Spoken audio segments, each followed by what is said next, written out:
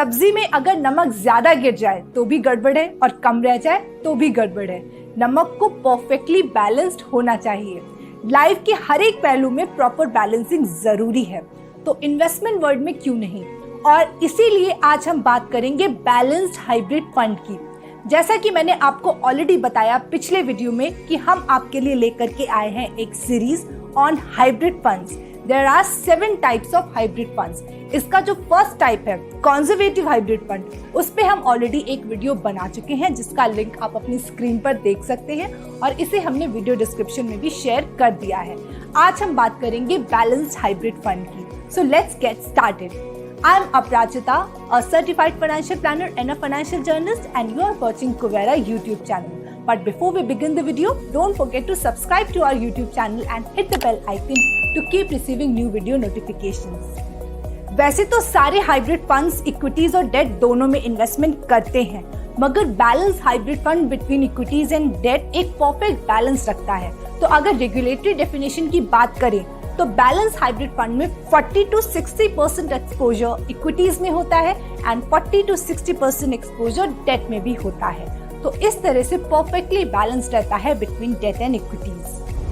अगर आप अपनी रिस्क एपेटाइट को समझ ही नहीं पा रहे हो तो आप बैलेंस हाइब्रिड फंड को चूज कर सकते हो, क्योंकि ये आपको बिटवीन इक्विटी एंड डेट एक प्रॉपर बैलेंसिंग रिटर्न्स देगा। तो अगर मार्केट में कभी बहुत डीप फॉल आ जाता है तो ऐसे समय पर बैलेंस हाइब्रिड फंड में उतने लॉसेस नहीं होते, क्योंकि जो डेट एक्सपोजर है वो इक्विटीज में हुए लॉसेस को कॉम्पनसेट कर देता है और इस तरह आपके जो रिटर्न्स है वो वॉलेटिलिटी नहीं दिखाते, वो एक प्रॉपर बैलेंस्ड वे में आगे बढ़ते रहते हैं। So it gives you stability of debt investment and growth of equity investment. Balance hybrid fund में वैसे तो इक्विटीज एंड डेट दोनों का एक्सपोजर होता है, मगर जो टैक्सेशन होता है वो इक्विटीज फंड्स के अकॉर्डिंग ही लगता है। इसका मतलब ये हुआ कि अगर आप अपने इन्वेस्टमेंट को with in a year cell कर देते हो तो उस पे short term capital gains tax लगेगा और जो होगा 15% के रेट पे, और अगर आप अपने इन्वेस्टमेंट को 1 साल के बाद में सेल करते हो तो long term capital gains tax लगेगा जो कि होगा 10% की रेट पे।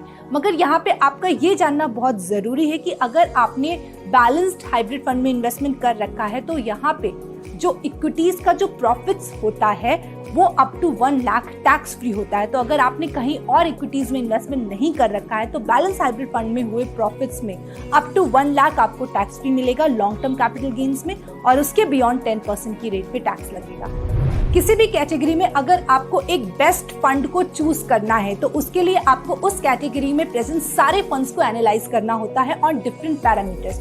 तो आप उनको एनालाइज कर सकते हो on the basis of past performance in different time periods.